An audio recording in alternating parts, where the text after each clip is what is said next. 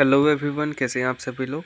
Reserve Bank of India की तरफ से एक वैकेंसी आउट हुई है जिसमें जो भी कैंडिडेट सिविल सर्विसेज या फिर अदर सिविल जॉब्स की तैयारी कर रहे हैं, जिनके एग्ज़ाम का पैटर्न इस पर्टिकुलर एग्ज़ाम के पैटर्न से मीट करता है एंड प्लस जो कैंडिडेट्स इसके एलिजिबिलिटी क्राइटेरिया को मीट करते हैं, ये वैकेंसी उन सब के लिए वेरी बेनिफिशियल होगा।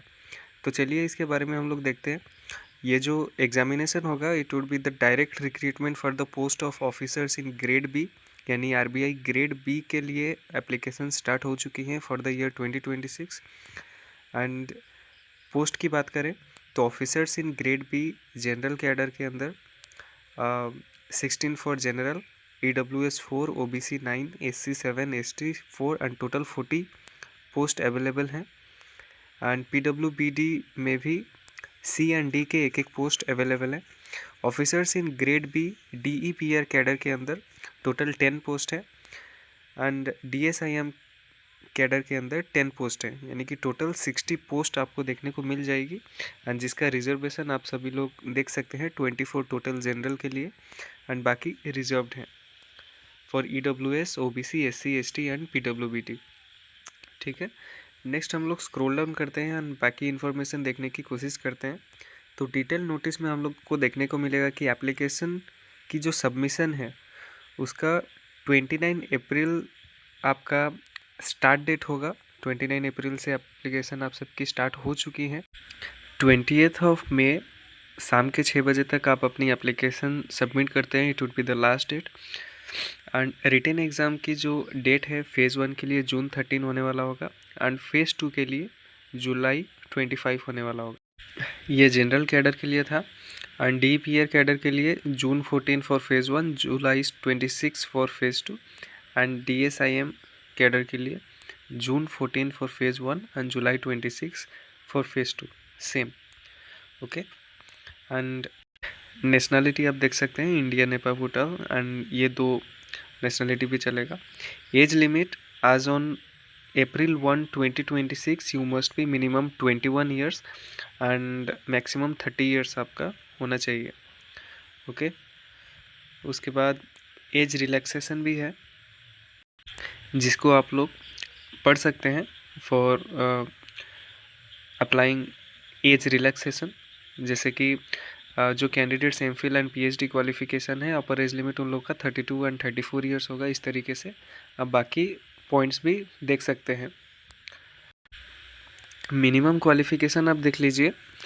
Officers in grade B general cadre के लिए क्वालिफिकेशन है graduation in any discipline with minimum 60% marks, 50% for ST, ST, PWBD candidates है, या फिर post graduation in any discipline with minimum 55% marks. And यहाँ पे एक नोट गिवन है, देख लीजिए। ग्रेजुएशन लेवल एनी सर्च course from a recognized university institute that is taken after class 12 and is at least of 3 years duration. Candidates possessing professional or technical qualifications which are recognized by a government as equivalent to professional or technical graduation will be eligible for admission to the examination subject to the obtaining minimum marks prescribed above. अगर class 12 के बाद कोई 3 years duration वाला आप कोई भी educational course pursue किए हैं then you are also eligible. Post graduation level के लिए भी वही सेम है कि अगर आप ग्रेजुएशन के बाद कोई भी 2 इयर्स का कोर्स अगर आप परस्यू किए हैं then you are eligible for applying under the post graduate level. ठीक है, अगर आप ग्रेजुएशन लेवल में अप्लाई कर रहे हैं तो ये है, और पोस्ट ग्रेजुएशन लेवल के लिए वो है। एंड ये apart from normal graduation and post graduation के लिए पॉइंट्स था। सिमिलरली DEPR के लिए एसेंशियल एजुकेशनल क्वालिफिकेशन ये है कि आप MA MSc इन इकोनॉमिक्स होने चाहिए या फिर MA MSc in courses such as quantitative economics, mathematical economics, applied economics. Specifically आप कोई भी इकोनॉमिक्स के ब्रांच में आपका MA MSc होना चाहिए अगर आप DEPR में अप्लाई करना चाहते हैं। Second, MA MSc in finance या फिर कोई भी फाइनेंस का सब ब्रांच होने से चलेगा। एंड इन दोनों के लिए मिनिमम 55% मार्क्स होना नेसेसरी है। ठीक है, ये सब रिजर्वेशन आप देख सकते हैं एंड एज रिलैक्सेशन।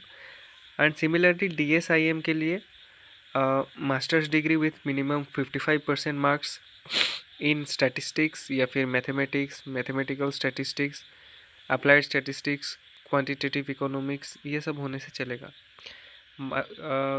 अगर वो ना हो तो masters degree with A minimum of 55% marks in aggregate of all semesters in data science, artificial intelligence, machine learning, big data analysis, ये सब होने से चलेगा। या फिर 4 years bachelors degree with A minimum of 60% marks in aggregate in statistics, mathematical statistics, applied statistics, quantitative economics, econometrics, data science, artificial intelligence, यानी 4 years under graduate degree अगर आपका है मैथमेटिक्स एंड स्टैटिस्टिक्स डिसिप्लिन में या फिर कोई भी other mentioned branch में, तब आप एलिजिबल हैं। बाकी रिलैक्सेशन आप यहाँ से देख सकते हैं। ठीक है, नंबर ऑफ अटेम्प्ट्स के बारे में बात करें, candidates belonging to general category who have already appeared 6 times for phase 1 for this post in the past are not eligible to apply.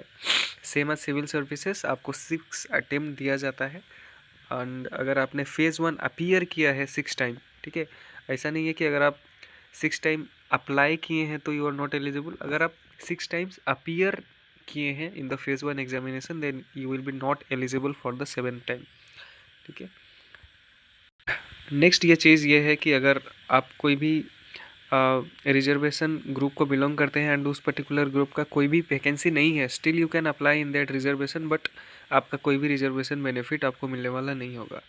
ठीक है, एंड ये आप जस्ट फीस के लिए ये एप्लीकेबल होगा एंड सीट्स के लिए ये आप जान सकते हैं कि अगर पोस्ट ही नहीं है तो you will be considered in general और एनी अदर रिजर्वेशन। ठीक है, नेक्स्ट हम लोग स्क्रॉल डाउन करें एंड देखने की कोशिश करते हैं कोई अदर इम्पोर्टेंट इन्फॉर्मेशन हो तो।